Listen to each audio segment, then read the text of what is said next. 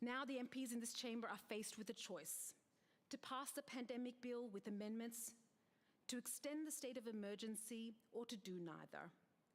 Since the pandemic bill grants similar public health powers to the current state of emergency, but with important measures that significantly improve transparency, accountability, and human rights protections, I will be voting for this bill. And it's certainly better than having no public health powers at all. Whether the next threat will be a new coronavirus variant that beats the vaccine or an entirely new organism, our governments need power to control pandemics when they strike. Victoria was potentially one vote away from having no ability to counter the deadly Delta wave earlier this year. My vote, again, will be for protecting the public health of all Victorians, this time under a vastly improved legal framework. Thank you. Mr. O'Donoghue. Thank you, Mr. President, and I'm pleased to speak on behalf of on this bill, the Public Health and Wellbeing Amendment Pandemic Management Bill. And I'm pleased, President, to follow Dr. Ratman and her contribution and perhaps address some of the issues that she has raised. But coming where I am, Mr. President, let me reflect on some of the contributions made by other members. And Ms. Crozier in her contribution cited the words in the vestibule. And aren't they poignant, Mr. President, as the chamber contemplates handing significant power, centralising significant power to the minister or the premier in the hands of the executive. And fundamentally what those words say, or what they mean, is there is protection with the dispersal of power amongst many people. And that is a cornerstone of democracy. It is a cornerstone of our system of government, and it is a way to keep a check and balance on the use of power and to stop the misuse of power, regardless of who is in government, by having many people at the table to help make decisions. And what this bill is doing is contemplating, and what Dr. Ratman is advocating for, is a centralisation of power. A centralisation of power to a minister, to the premier, to the executive, at a time when we have seen over the last 20, 30 years significant accretion of power to executive government by forces beyond this parliament as a result of technology change, as a result of a whole range of issues. And what we've seen under the Andrews Labor government is an acceleration of that centralisation of power. You can see it in many ways. The largest private office in Australia, bigger than Scott Morrison's private office. The Premier's private office runs this government ruthlessly, sidestepping where necessary ministers, as former Minister Mikakos talked about, as we've seen with the the control committee that was set up during the first lockdown, that basically sidestepped Parliament, put some senior bureaucrats, some senior ministers and political staff as a centralised control body making all decisions during the pandemic.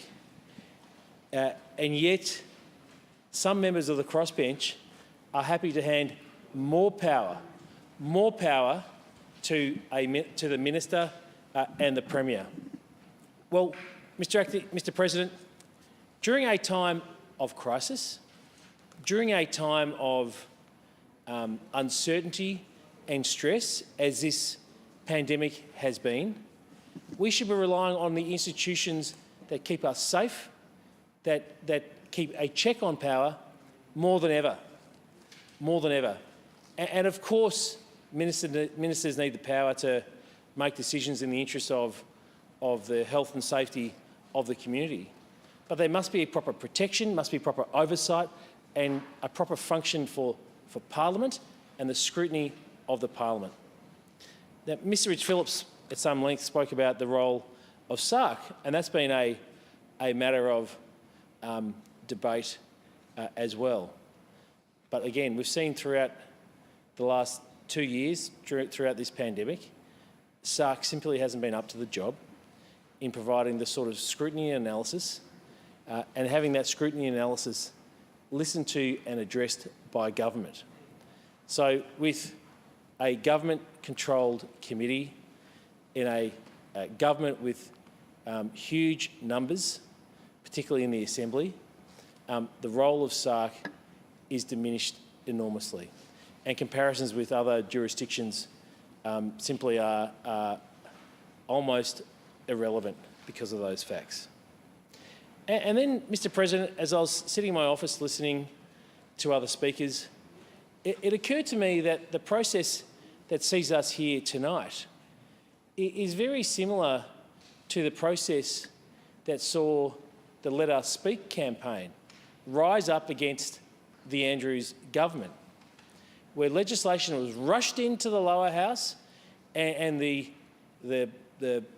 presumably the caucus just waved through whatever bill was put in front of them and were assured by ministers, oh, it's all fine, there's nothing to worry about, nothing to worry about. Just push it through, push it through, push it through, until there was an outcry from survivors of sexual assault and their families. And because of the actions of courageous advocates that brought such public attention and embarrassment to the government, they were forced to apologise and back down. After being defeated on the floor of this chamber, Mr. Acting President, the Premier had to apologise. And this legislation, while a completely different topic, has a very similar feel.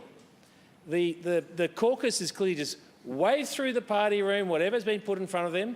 The bill's been rushed into the lower house, passed the next day, and then we come into this into this place, Mr. President, and despite the objections of eminent, senior, respected people, we're told by the Leader of the Government and those on the crossbench that support the government that this is an urgent bill.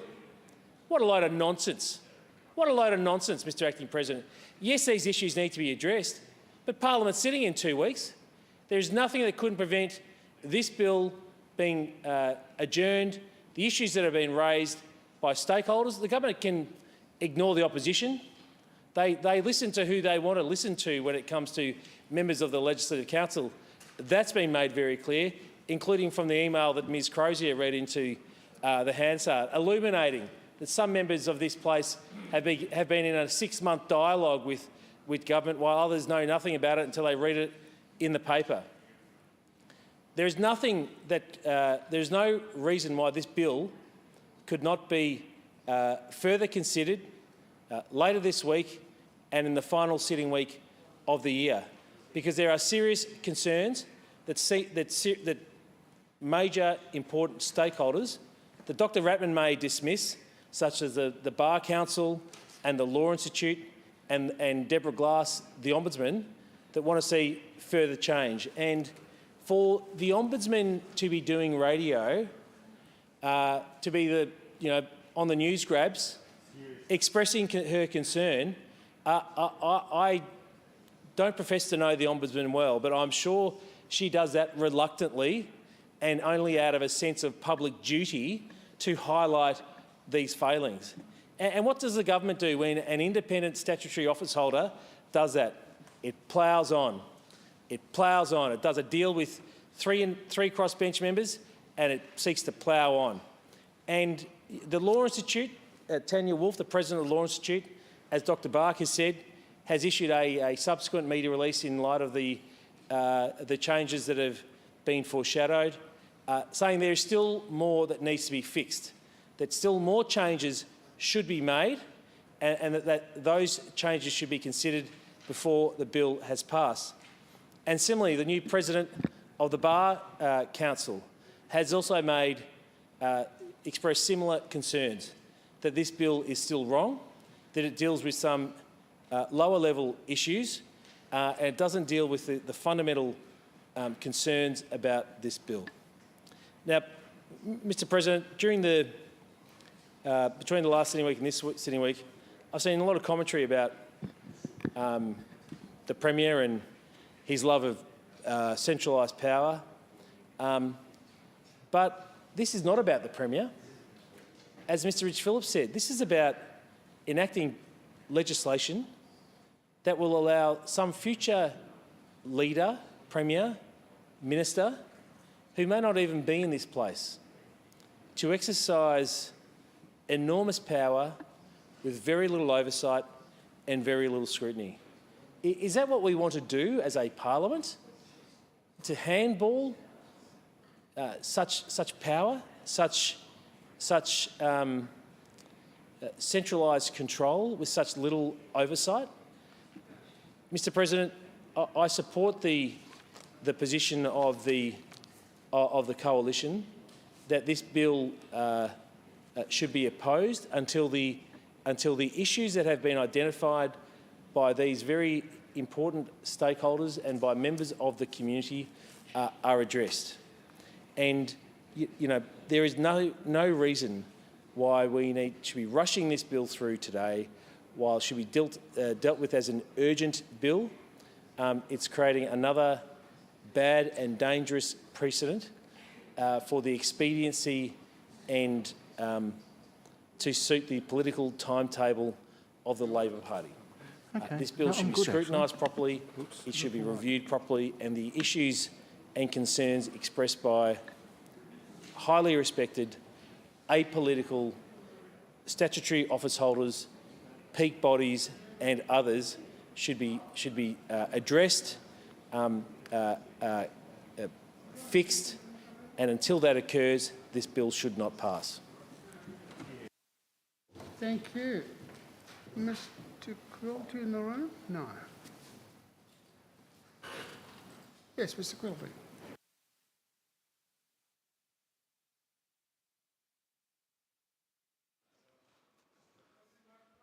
There we go. Thank you, Acting President. The Liberal Democrats wholeheartedly reject this terrible bill. The Pandemic Management Bill is nothing more than an extended power grab that has been sold with misinformation. Since the declaration of the state of emergency in March 2020, we have called for a democratic response to the ongoing pandemic. The existing state of emergency legislation gives the government 6 months to prepare legislation to put before the Parliament so that we can democratically consider the response. In this case, the largest government response to any situation in decades. At the 6 months mark, the government's state of emergency powers were set to expire, and this legislation was nowhere in sight. The government told us that, in the heat of the crisis, they just did not have the resources to spare for drafting legal alternatives. They told us that they needed more time to get the bill ready. How could such a complex set of powers possibly be drafted in such a short window? Only 6 months. And then the same thing at the 12-month mark. There still had not been enough time for specific legislation to be drafted. They sought another 9 months on top of that. And so now, at the end of 20 months, we have just now learned what we'd always expected. The government had forgotten to do their homework. Like a uni student getting multiple extensions on their assignment and then not doing it. And this reveals a frightening fact. The government is just not very competent. Powerful, but not competent. The government hadn't started drafting this legislation. It never intended to consult the Parliament on how to deal with the pandemic. It always intended to only rely on emergency powers to deal with the pandemic, indefinitely. For over a year, this government misled us about the bill that we are now debating. This is not specific legislation to deal with the pandemic, to deal with this pandemic. It's a wide-reaching, open-ended extension of the emergency powers. And after slapping it together at the last minute, with minimal consultation, and with the absolute minimal public exposure, the government has pushed up a series of amendments last night at 10:30 p.m. to be debated today. This bill is not a complicated piece of legislation. Almost all of the power in this bill comes down to a single clause, Section 155 AI. In simple English, this clause reads, "The Minister may make any order that they believe is necessary." It took the government almost 20 months to write a blank cheque. This is not a bill that takes 20 months to write. It's not a bill that even takes 6 months to write. This would be bad enough as a response to the COVID-19 pandemic. But what has been put in front of us is more than that. There is no limitation to the powers established in this bill, no limitation that they are only to be used in relation to the COVID-19 pandemic. There is no expiry date and no sunset provision. These powers are permanent. They will pass from government to government forever. So, even if you are one of that dwindling band of Victorians that would trust this government with these powers, this government will not be in power forever. Who knows what the future holds? If we were to believe the Greens, 50,000 far-right extremists marched through the streets of Melbourne on Saturday. Putting aside that this is a blatant lie, defaming so many ordinary Victorians who care only for freedom and democracy. Put it aside, take it on faith. We cannot know what parties and what extremist philosophies will hold power in the future. The only way to protect the people of Victoria is to deny extraordinary powers to governments, both now and in the future. Is to deny extraordinary And powers what to are the new governments, powers? both now and in the The future. government already has an enormous amount of power under the state of emergency. And what are the new powers? They have 6 months of nearly The limitless government power already at has an their enormous fingertips. amount of power under the state of What emergency. more power could the government possibly need? Can anyone say that over the past 20 months, the problem we've had with the pandemic response is a lack of government power? What have they wanted to do that they have not been able to do? This government implemented mask mandates, curfews, stay-at-home orders, quarantine orders, border closures, vaccine mandates. They used violence to suppress protest and issued millions of dollars of fines. And now they're coming to say to us, saying that they wish they could have done more. What more? What possible reason could there be to need more power? The government says that it has no intention of misusing this power. I am so pleased to hear it. That makes it all right then. No, that is not how this works. The government told us back in March 2020 that they were going to use these powers carefully and return our freedoms to us as soon as possible. I must sadly admit that at that time, I believed them. I've had many months to regret that misjudgment. Fool us once, shame on you. Fool us twice, shame on us. I do not trust this government with these powers, but I also do not trust any government now or any time in the future with these powers. The truth is that we have no idea who will wield Section 165 AI in the future. The intentions of this government will not protect us from the actions of a future one.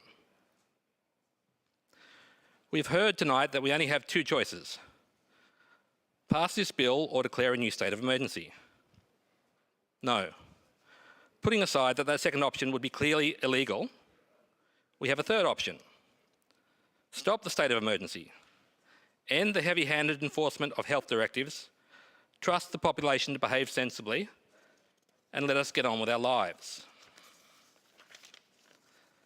The pandemic has become endemic. We are now learning to live with the virus. We do not need to give the government the power to continue to enforce the immoral vaccine mandates. We do not need an extension of emergency powers for this pandemic. And we have plenty of time to put in place powers for the future, for the next pandemic, without rushing bills like this through the Parliament. The government has included mock transparency measures to make the bill more media-friendly. There are 3 pantomime accountability mechanisms in the bill. The government must say why it's doing what it's doing. The government-controlled SARC committee may choose to allow the Parliament to disallow a pandemic order. And the government-appointed advisory panel will write reports. And that's it. That's the sum of all the protection against unlimited, indefinite government power. There are no consequences if powers are abused, and no mechanisms that allow Parliament to prevent the abuse of these powers. If the government had any real desire to be transparent, they wouldn't have spent the last 20 months working as hard as they could to avoid releasing any real information about what they were doing or why they did it. Victoria's legal experts have sounded the alarm against this legislation. The Victorian Bar and the Victorian Law Institute have penned letters criticising the bill. They recommend allowing either House of Parliament to disallow a pandemic order without needing to seek approval from a government-controlled committee. And they recommend that declarations and orders be time-limited until approved by both Houses of Parliament. Both of these are important changes that my private member's Emergency Powers Safeguard Bill from earlier in the year would have facilitated. Their list of recommendations goes on. Objective tests instead of subjective ones. Weaker arrest powers. Protections against arbitrary indefinite detention. Protection of the right to remain silent, and more. We have spent 20 months watching our rights being taken away, justified by the advice from medical experts. Well, the legal and human rights experts have been loud and clear.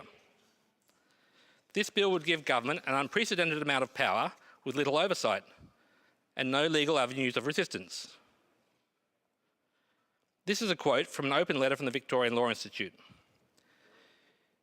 It is one thing to allow temporary rule by decree to deal with the unforeseen and extraordinary emergency circumstances of extreme urgency. It is something else altogether to entrench rule by decree as a long-term norm. In our view, this is antithetical to basic democratic principles and should not be allowed to happen. Now, I can't let this pass without reflecting for a moment on the Greens. I think it would be fair to say I'm not a fan of the Greens. Very much not a fan. And I've held that view for a very long time. However, during all that time, and especially up until recently when I've been in the Parliament, I've thought that they at least held one redeeming feature: an unwavering commitment to the defence of human rights and parliamentary process. Yeah, no. Turns out to be not the case.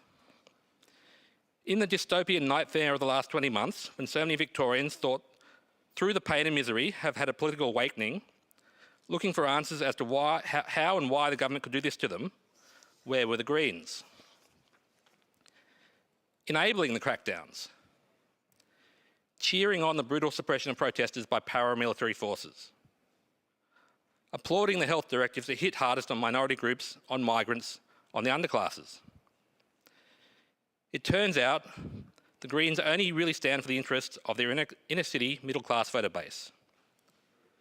Where are they indeed? Astonishing hypocrisy, though I should, I suppose, not be astonished. When presented with an opportunity to reach out to the disenfranchised to build bridges to groups that have not supported them in the past, instead they've opted to label the protesters as far-right extremists.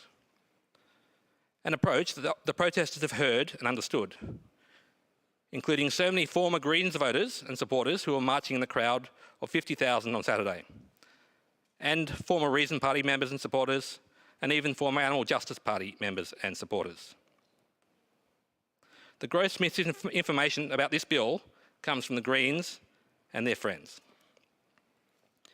The Liberal Democrats strongly oppose this bill. We would not trust any government with the powers in this bill on principle. We do not trust this government with the powers based on the practice of the last 20 months. We do not need this legislation. Instead, we need to return to freedom and to democracy.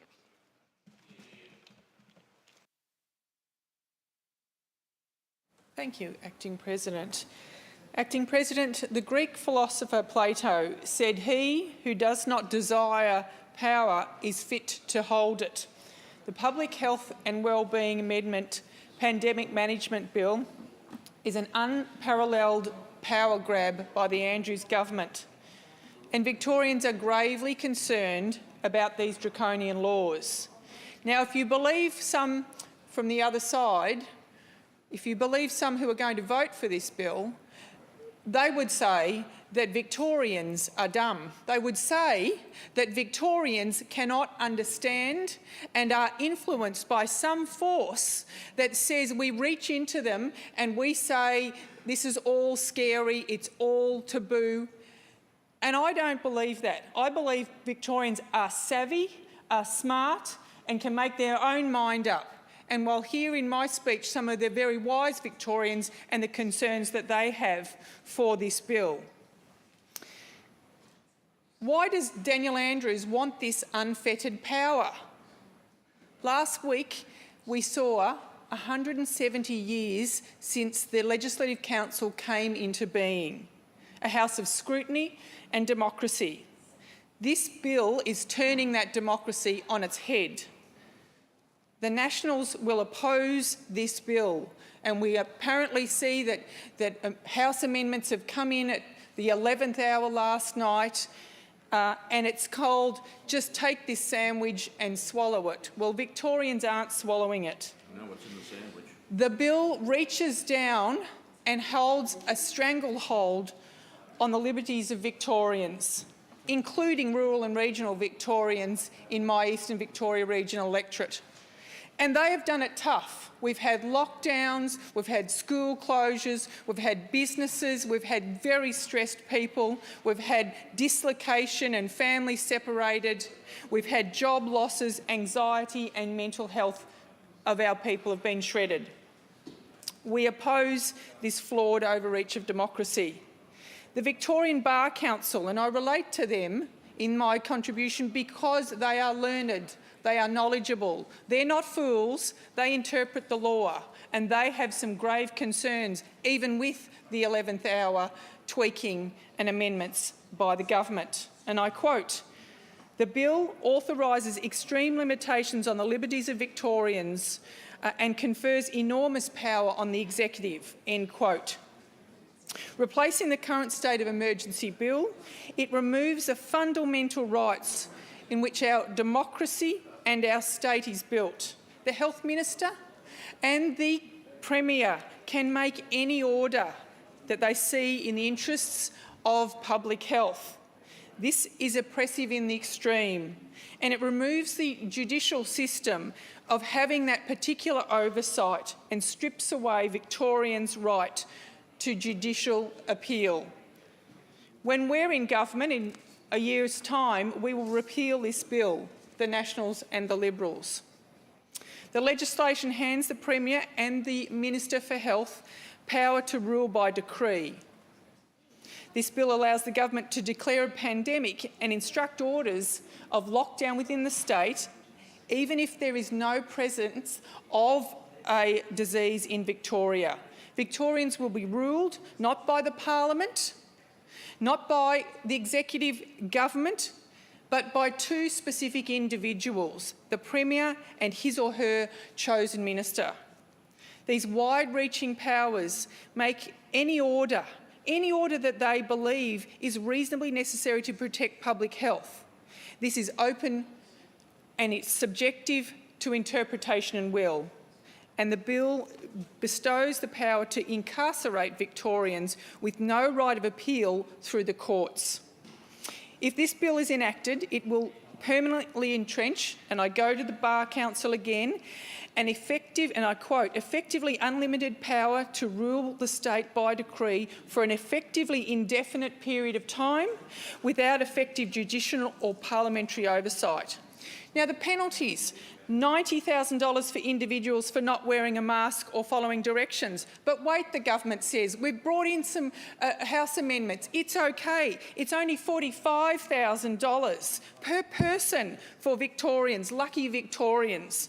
But wait, $45,000 is the average annual wage of an Australian. So you can just whack on $45,000. Who can afford such magnitude of costs? The minister, the attorney says, but we'll give you certainty. This bill should be looking at, it should be conveying a very limited time period for unforeseen emergencies, but what it does, it entrenches them in a method with dealing with a pandemic for extended periods of time.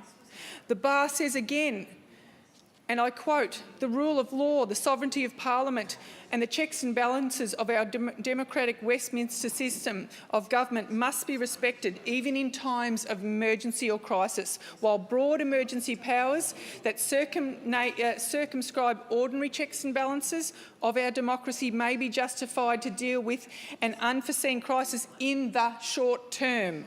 They are not appropriate for the management of risks over extended periods." Christopher Blandon QC, "This represents the biggest challenge to the rule of law that this state has faced in decades." A recent letter signed by 60 eminent QCs, including the Black Saturday Bushfire Royal Commissioner Jack Rush QC. Rule the state by decree.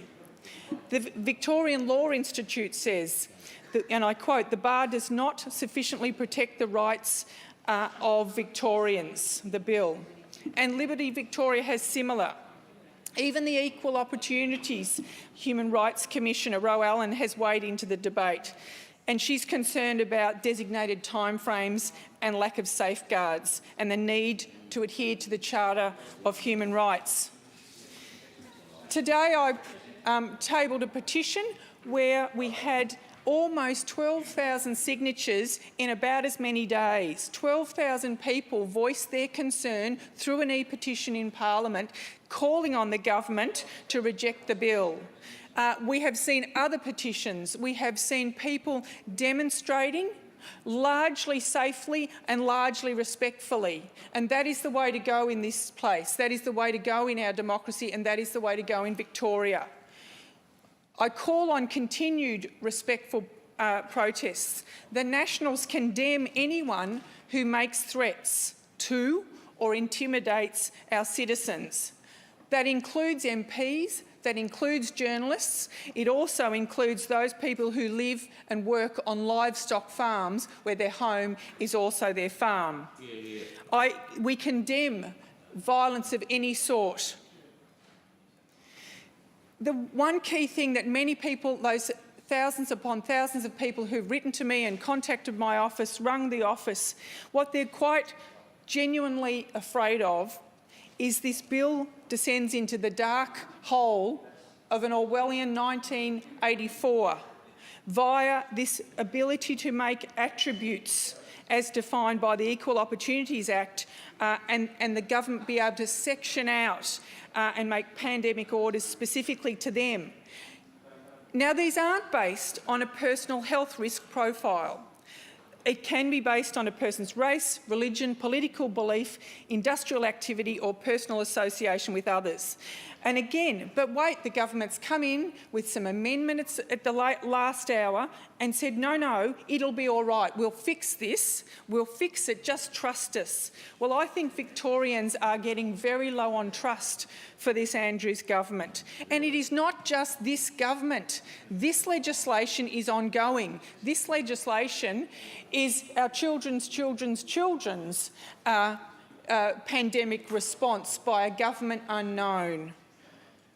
We see that there have been thousands, as I said, of emails, and I thank the people for sharing their views. As I said, I think they are savvy. Again, let me go back to the Victorian Bar Council, learned people. And they say again, concerned about the Charter of Human Rights, that the bill, quote, must comply with the obligations under Section 38 of the Charter to give proper consideration to human rights and act accordingly, and that the failure to do so will constitute a judicial error. Now, I believe that this government has just thrown caution to the wind. They are incredibly arrogant and they will do what is their will. In terms of oversight, transparency and scrutiny, this bill is sadly lacking. It's wandering around out there all on its own. We've heard about the scrutiny of acts and regulations. I was on that for the 58th Parliament. And it is controlled by those in government. It is always chaired by those in government. At the moment, there is a Labor chair and Labor hold the balance of power. So when the government says, don't worry, we've got it covered, well, they've got it covered from a talking piece. Victorians have been told that the oversight for this bill is like New South Wales, and it's like the best of New South Wales and the best of New Zealand. Well, New South Wales and New Zealand both contain, the legislation both contain cross-party parliamentary oversight specifically designed to examine pandemic orders. There is a non-government majority. There are safeguards that this bill does not contain. And the panel appointed by the government, by its nature, brings into question its independence. It's handpicked by the Premier to advise the Premier. And again, the QC William Bartlett, the Associate Professor of Melbourne's Law School, says the bill rejects the key parliamentary safeguard that is used in New South Wales and New Zealand. It also, a grave concern is around the retention review officer. So you can be put in jail, you can be put away, and who is looking at that? It's not the judiciary system. It is a detention review officer. The Premier and the Minister are in effect both the jailer and the judge. And we have members of the Andrews government blindly following their leader. Deborah Glass has gone and spoken on radio this morning, and her concerns are around that she won't be able to, and her office, have oversight on this bill. That she won't be able to have oversight on the Premier and the Minister. I cannot review decisions by ministers, she said, and her concerns are raised. Once upon a time when I was a girl, there was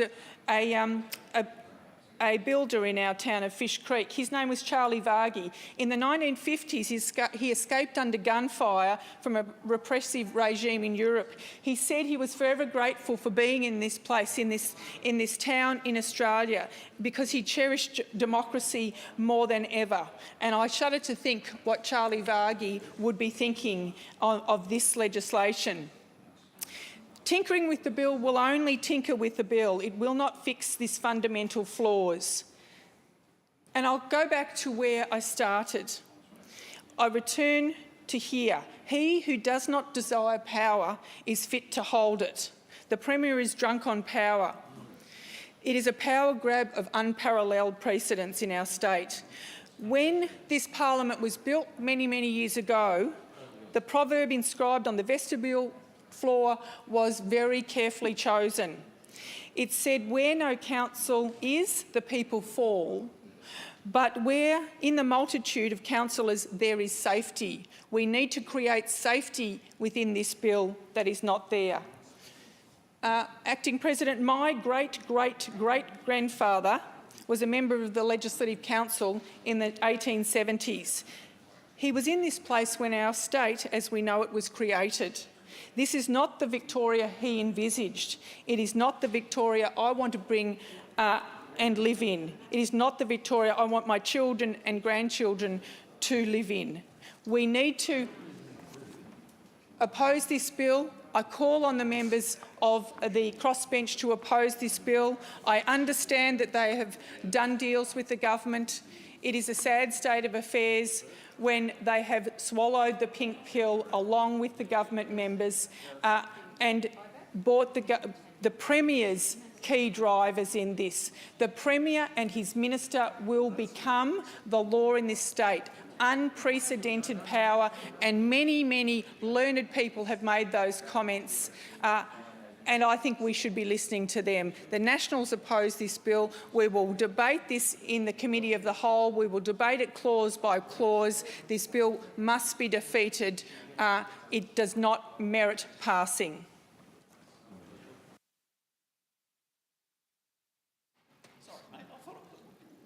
I'm trying to cut my lunch. Thank you, Acting President. Thank you, President. I'm struggling to figure out what to really to say about this. I'm not supporting it. That should be no surprise to anyone that bothers to follow my social media. But most of what I would say has been covered before. The government needed to do something, I guess, about the way pandemics were managed, because the last big pandemic was after the First World War.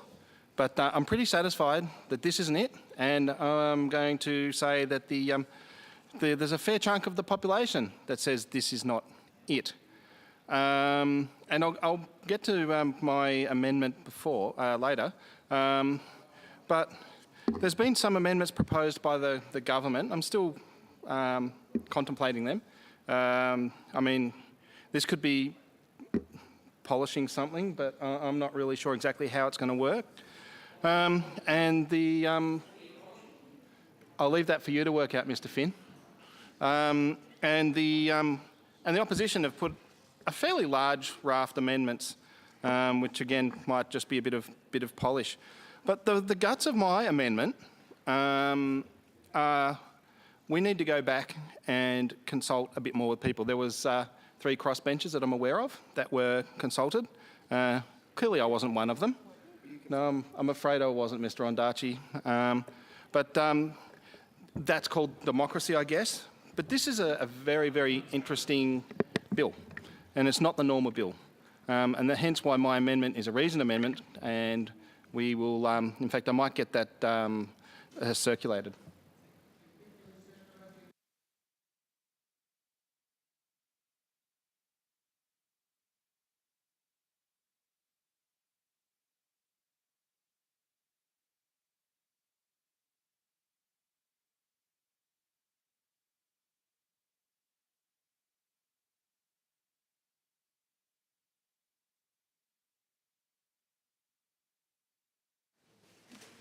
Acting President. The guts of my reasoned amendment is that we gut the whole bill, we go back, and representatives from each party and independent members in the Legislative Council have fully been consulted on the contents of this bill. That's not briefed, that is consulted. I would suggest that everyone in this chamber, at least to some degree, says we do need to change the way we handled the last pandemic.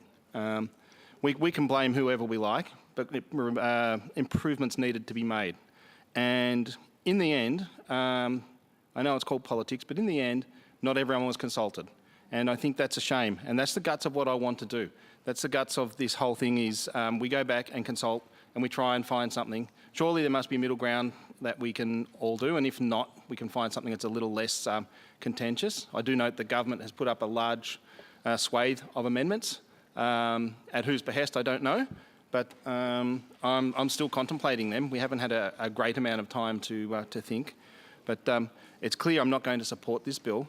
But I might also make comment that some of the activities outside this chamber regarding members of this chamber are a little bit above and beyond. I'm all for the stoush of the House and all that sort of stuff. But there's some stuff that was going on that I think people need to rethink. Gallows and things like that.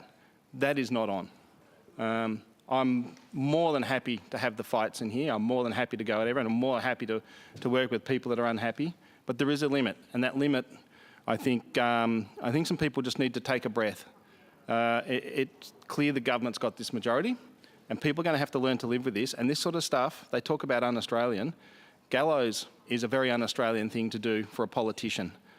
Whilst I clearly do not support this bill and all the amendments, I'm still contemplating Mr Davis's amendments, but I think we all need to take a breath.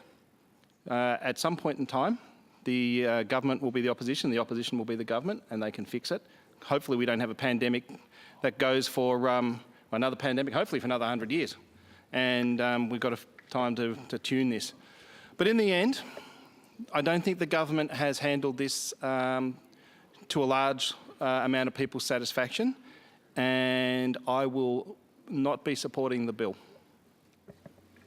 Mr. Ondaatje.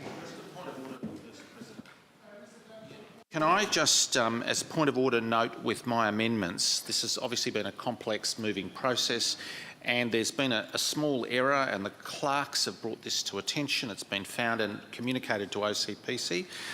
The advice of the clerks is to change the point online, and the version that's down here has also been changed. It's a simple typo. Amendment 17 in my amendments says clause 12. It should say clause 17. Should be noted. Mr. Ondaatje. Thank you, Acting President.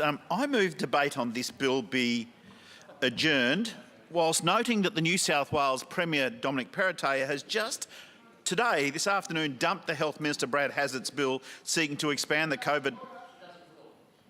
Adjourn till when? Well, I'm just doing that now. Well, you need to tell us when and then... I'm going to tell you that, Okay, Acting President. Go ahead. I'm going to tell you. Can I go from the top then so we know?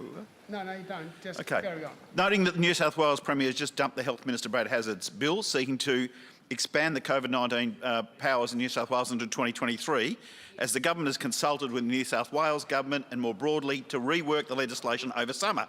And I call on Victorian government to follow the New South Wales example by revisiting this pandemic bill in the coming weeks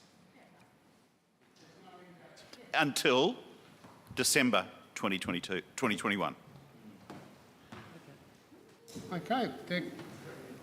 Mr. Lee? Thank you, President. Pursuant to standing order. Yeah.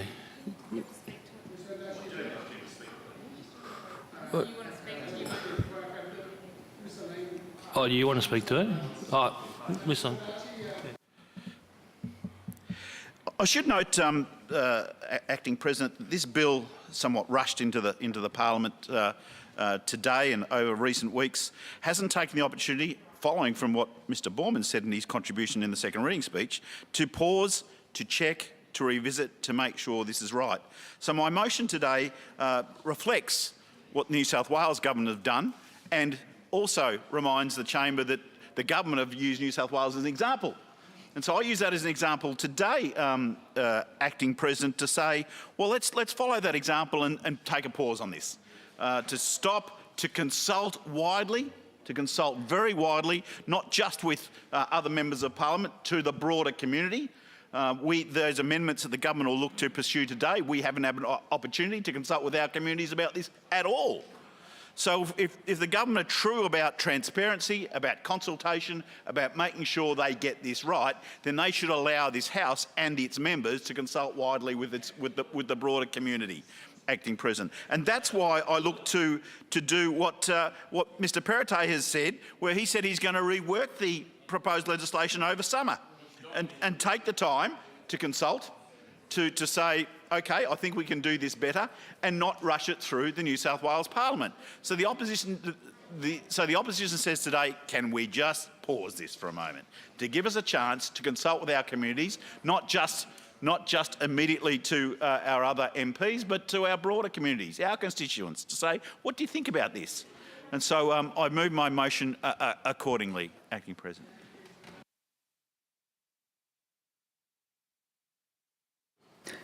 Thank you, Acting President, and very predictable from Mr Ondarchi.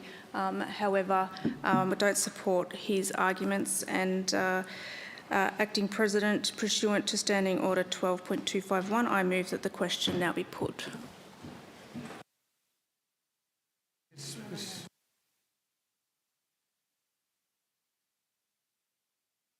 Five, Ms Symes has sought to move, or Mr Ondarchi has moved for the closure, Ms Symes moved to the closure of the debate. Standing Order 12.252 requires that 6 members must rise in their place, and I have 6 members. And to support the motion, I ask those members who wish to do so now rise, and you have risen. So thank you. So we've got more than 6 members. I can count more than you, Mr Ondarchi. What's his name again? Ondarchi? No. Thank you. No, I don't have my glasses. That's why I'm struggling. That's good. There have been at least 6 members who support the closure motion. I will put the question forthwith, without amendments or debate. The question is that, you can sit down. The question is that the question be put. Those of that opinion say aye.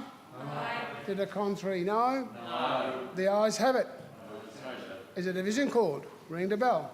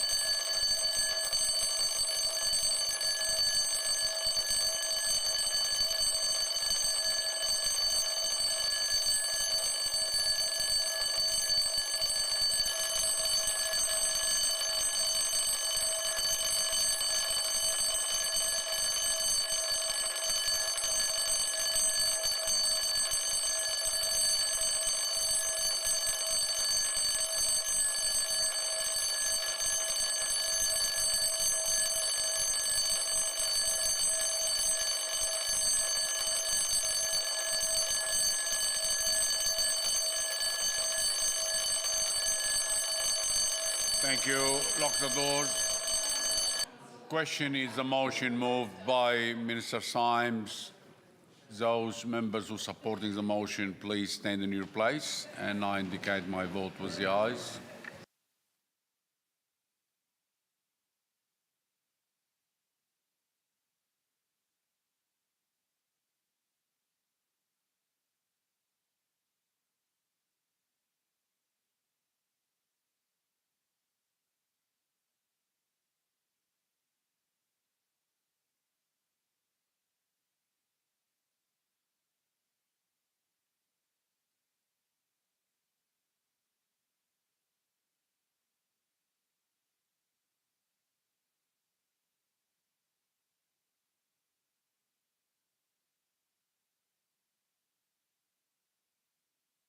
Thank you, members. Members voting against, please stand in your place.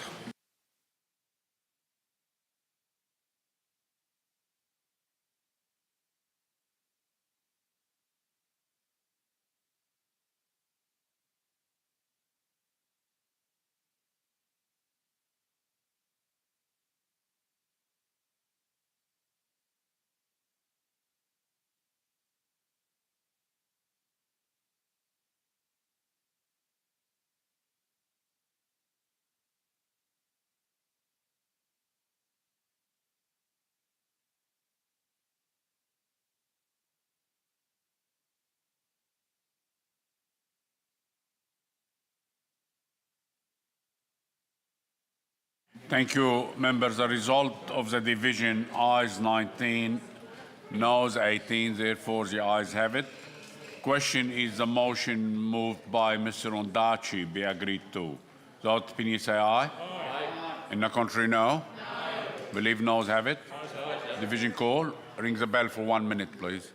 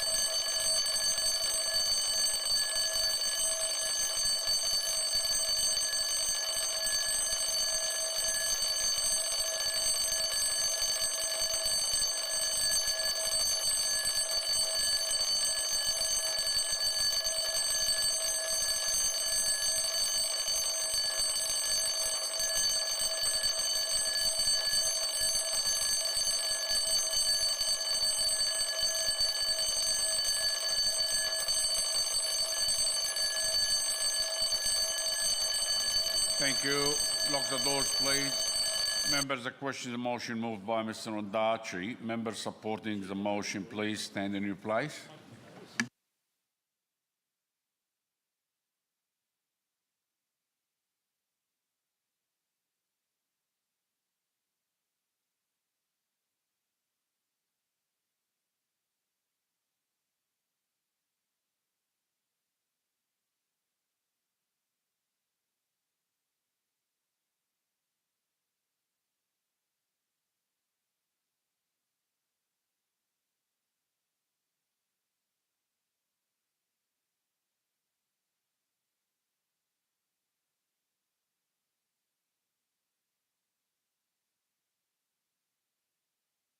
Thank you. Members voting against the motion, please stand in your place, and I indicate my vote with the noes.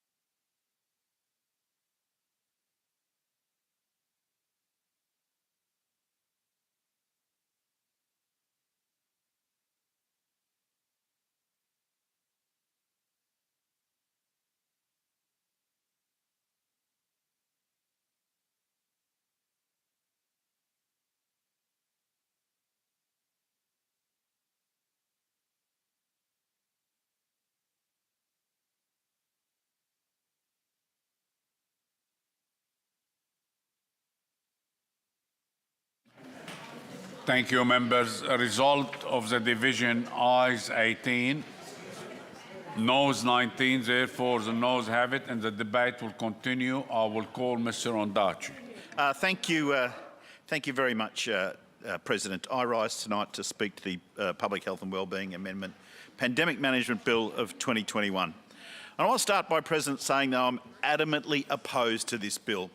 Opposed with every bone in my not unsubstantial sized body. I've always, and always have and always will be, opposed to legislation that is rushed through this place, that's poorly worded and frankly will leave Victorians worse off tomorrow than they are today. Victorians of all political persuasions only want two things from their government: to either help them or to get out of their way. And this government lives by a different motto, claiming to help them while putting every possible hurdle in their way. I really thought this place, specifically those opposite, would be able to come up with a decent bill to bring to this place in the 610 days since the state of emergency was first declared. 610 days. Instead, we get this half-cooked bill with little or no consultation that has red flags on it from start through to finish. And they claim this morning this is urgent. They claim we have to do this quickly after being started this process 610 days ago. And then we get some lame dog ate my homework excuse this morning as to why they have to rush it through. Since the first state of emergency was called, President, we've spent over 262 days here in lockdown, more than anywhere else in the world. And in my electorate, the local areas of places like Hume and Melbourne were locked down even more. Over 1,000 businesses have either gone into liquidation, and many small businesses have shut their doors, moved into state, some never to reopen. I would invite members to go for a walk down Burke Street to have a look for themselves, but when that's been suggested, it has been rejected by members in this House. Victoria had a net migration loss of 42,000 people. For the first time in a long time, we've gone into the negative. And thousands of people have contacted my office, not just on this bill or others like it, but with issues coping with isolation, dealing with the department that hasn't been responsive, and the need for just a general chat about how they're feeling. Anyone who is in this House that has been in touch with their community would say the Victorians have been through absolute hell. But while every Victorian has done everything they can, it seems this government can't even produce an adequate bill for debate. People have hurt. People are suffering. Mental health, depression, sadly suicide, have grown in this state. People have lost their jobs. Families are hurting, whatever families mean. Singles were kept in bubbles and not able to see people. Students were not able to go to school. And I make the point, President, that little children who started in prep last year during lockdown are in grade 2 next year. Students who made their first transition to year 7 in secondary school, a year they would quite look forward to into gaining a bit more independence in their life. Started in year 7, were locked down to homeschooling, spent most of this year doing exactly the same thing, and they are in year 9 next year. People are hurting. It's not just me that's reflected on this bill, others have. And I'll talk about the eminent people in Victoria who have reflected on this bill. But indeed the Ombudsman herself has reflected. But before I talk about what the Ombudsman has said directly, let me remind the House about this. On the 4th of July 2020, about 3,000 residents of 9 inner Melbourne public housing towers were detained by the state. They received no advance notice or explanation of a direction to stay inside their often crowded high-rise homes without outside space. The images of distress amongst those families were beamed right across the world from Melbourne, Australia. Around 11 a.m. on the 4th of July, senior officials dealing with the public health emergency agreed intervention was needed for those towers. They discussed the structure, the need for community engagement, for security and provision of supports for residents. That was 11 a.m. Several officials said they expect the intervention wouldn't occur till midnight the following day, some 36 hours later. But at 4 o'clock that afternoon, 4:08 exactly, the Premier of Victoria announced the lockdown effective immediately. Locked down those high-rise towers with armed police and fences around them. But not a word from government MPs about that. Or the Greens. Most of the residents found out when they saw uniformed police officers surrounding their building. The Deputy Chief Health Officer, who was acting as the CHO on the day, told the Ombudsman that although she signed the directions, the timing was not of her advice. She was given less than 15 minutes to consider the terms of several lengthy documents and their human rights implication. 15 minutes. In the Ombudsman's report into what happened, one of the recommendations said this, recommendation 7. The reasons for imposing a lockdown on the 4th of July 2020, with just a few hours planning, remained unclear to the investigation. Such immediate response was not specifically recommended by the Deputy CHO, who, like other senior DHS officers, originally anticipated the public health intervention commencing after at least 24 hours would have occurred. And I tell you, President, if this bill gets passed, we're going to see more of the same. One person, the Premier of Victoria, making all the decisions to do whatever he wants, to whoever he wants, whenever he wants. We can't accept that. We can't accept that. That happens in countries many of our multicultural communities have fled to come to Melbourne to get away from. And this government and the Greens and Ms Patton are saying this is a good thing to do. Not in modern day Victoria. We should never accept that. Many people have referred to this bill as a power grab, and I think that gives the government far too much credit. The bill is equivalent of cramming in at the very last minute to make a deadline. It's a disgrace because it missed the mark on so many levels, and it's evoked so much emotions in Victorians. And while those opposite shake their head, they fail to comprehend that you've lied to them again and again and again about lockdowns, about reopening, about mandates. And when just about everything else you've done, and finally you've got the audacity to propose this rubbish into our parliament. A power grab that has been described by legal professionals and constitutional lawyers as Stasi-like. This bill gives too much power for any government to wield, not just this one. And I have to say, if we were in government, we shouldn't have these exact powers either. We shouldn't give unfettered control to one single person. That happens in countries across the globe, in some countries, that we abhor. And I know in the last sitting of the Parliament, President, I referred to the Premier as King Jong Dan. I will not do that today. But I tell you what, these sort of actions reflect some of that thinking. And I'd like to say that should we win government, we will repeal this terrible legislation that's come before the House today, if it does become law. It's a bit hard for those on the government benches to comprehend what this is doing to the people. It provides this government in this state the power to detain citizens, to treat silence as guilt, to prevent people challenging detention in court, and provides no independent oversight. But it's all right. It's all right. We can appeal to a public servant, apparently, and see how that goes. Well, it's not all right. God help us.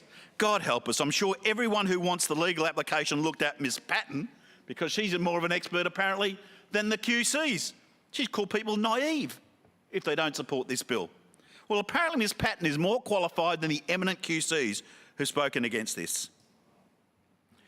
We know people don't trust this government, and we could talk about that all day, and if the time allowed me, President, I would. But this is this policy and this bill is fundamentally bad. Forget politics. Forget your views on lockdowns and forget your views on this Premier. This bill is bad for a Labor government, a Liberal government or any form of government in this state. It's a bad bill for Victoria. It's as simple as that. And if it was any good, if this bill was any good, where are the government speakers lining up to speak on this today? Well, they're not there. They're not lining up in droves to speak in support. Because I suspect deep down they don't actually like this bill at all. But they're nervous. They're nervous to contradict Chairman Dan, save they lose their parliamentary secretary role or their ministerial role. They don't want to dare conflict with the chairman. This bill's got no sunset clause, which means it can just go on forever. It says it'll have parliamentary security scrutiny because it'll be looked at by SARC, but we know SARC is going to be stacked with government representatives. Rubbish. And there's no independent scrutiny for detention powers. Now, it's not me that's saying it's bad. It's the legal experts, the people who devote their whole lives and spend every day practising law. Now, I could reel them off, the 60 QCs, the Ombudsman, etc., etc. And the whole basis of this bill today, President, is a bill that the government says, oh, just trust us. Just trust us. We'll be right. This is a government where the Premier said, we don't want to spend 2021 bouncing in and out of lockdowns. Well, he's done that exact thing. His exact thing.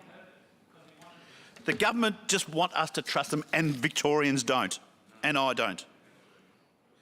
And when they're asked, when they're held to account in inquiries, they roll out the standard response, I don't recall. I don't know who did it. Somebody must have done it, but we don't know who. Well, to quote a phrase often used in morning radio, I think that's bulltish. And I say to those opposite and the trio of Labor-like ghouls on the crossbench, how dare you support this? How dare you support this? Ms Patton said in her contribution today she wished she had more time to read the emails from her constituents about this. Well, isn't that one of your first priorities, to listen to what your constituents say? Because I can tell you I've had thousands upon thousands upon thousands of emails telling me we should not support this pandemic bill. And do you know, President, how many emails I've had saying we should support the pandemic bill? None. None. Mr Finn has had one. I've had none. But thousands of them. So I say to Ms Patton and Ms Ratnam, if you're truly supportive of your constituents who are the same constituents as mine, you should be listening to them. And they're saying don't vote for this.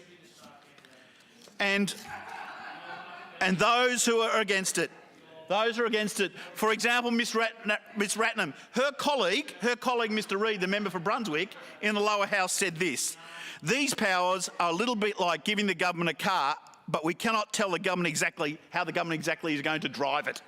Now, Mr Reid, the Green in the lower house, said he's uncertain about this bill. Yes, Ms Ratnam from the Green has come in today and saying that she will support this bill. She should be listening to her constituents. I've spoken to a lot of people about this. Ms Patton at one stage said in the last fortnight this bill gets the balance right. And now today there's a whole series of amendments. So clearly it was unbalanced. Now, I just want to touch on one thing. I've talked to a lot of people. I spoke to people in the street, in my local shopping centre, by phone, by email, and I spoke to some people out front today. And I want to make this point. I completely abhor and condemn people who make personal threats against members of parliament. Gallows, signs, that sort of thing is totally unacceptable. So don't conflate the fact that there's a small group of people doing this with the greater message from the people out there who are living a peaceful life and just sending a message, who I spoke to today. So I don't support that. And I know because I have been, and my family has been subject to threats. I know this. I know what it's like. But I say to Ms Ratnam, who talked about anybody who supports that shouldn't be in a leadership position, that her federal colleague Adam Bandt was at a rally where they burnt an effigy of a former federal minister.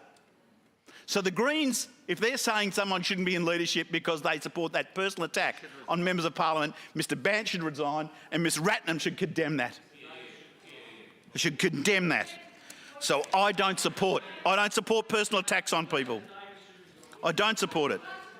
But I say to this, as the Victorian Bar has said today, the amendments for what was apparently a really good bill in the lower house that needs to be substantially amended now falls well short and does not go far enough to protect the rule of law. I stand with my Liberal National colleagues. I stand with most of the sensible crossbenchers here, not the ones who've done a deal since March this year with the government, and bitterly on behalf of my constituents, because I've consulted widely, oppose this bill. Thank you. Mr. Atkinson. Thank you, Mr. President. I don't intend to canvass the same issues that have been raised by many other speakers, but I certainly concur with many of the remarks that have been made, and particularly with some of the presentation that was made by Mr. Rich Phillips in this debate, which I think certainly went to some of the key issues. Can I indicate that I'm taking a slightly different view of this legislation to everyone else? And the view that I take is this. I find that it's extraordinary that we are looking at pandemic legislation which is supposedly crafted for management of a future pandemic when we haven't analysed the scorecard of how we went in managing this pandemic. Now, the Liberal Party has actually indicated that if it were to win the election next year, that it would hold a Royal Commission into the pandemic. And I think that that is probably a sensible policy to take to the electorate and a sensible initiative. However, to me, to a large extent, a Royal Commission at that point in time would be like looking in the rear vision mirror and then trying to establish what you'd done wrong and certainly put in place recommendations for the future. No doubt also participating in some sort of blame game activities perhaps, albeit the people who are appointed to conduct those Royal Commissions, I think, usually act with great integrity and do great service to our state. What I would wish to see really now is an urgent review of where we are at now. And not just what we are doing in the Victorian government, not just the mistakes that have been made, because I'm not interested in just going back and blaming people and tackling mistakes. I think we should also be cognisant of the things that we've done right, of the good things that happened. And I think that we should be looking not just at what we've done in Victoria, but indeed looking at what the other states have done and what they got right and what they got wrong. And we should be looking at what the federal government's done, and we should be looking at some of the international experience. Because there are so many areas in this pandemic that we really need to understand much, much better, including data interpretation, including the decision-making processes that have led to which vaccines we were to take and when we were to take them, and what other treatments might have been ruled in or ruled out in terms of combating this virus. It concerns me that there are some 10,000 people reported today in the press that in fact are starting to look at adverse incident claims from the vaccines. Now, in the scheme of things where we have millions of people vaccinated, yes, it's a small number. But those people have suffered, and if you're one of those people who's suffered, it's no compensation that you're one of a few. And the reality is that we do need to understand is how we got to that position. I personally am not at all convinced that we should be looking at vaccinating young children under 12 years of age. But we need to look at that process. We need a proper review of it. We need to look at those things that we've done in terms of the lockdowns. You know, one of the key things in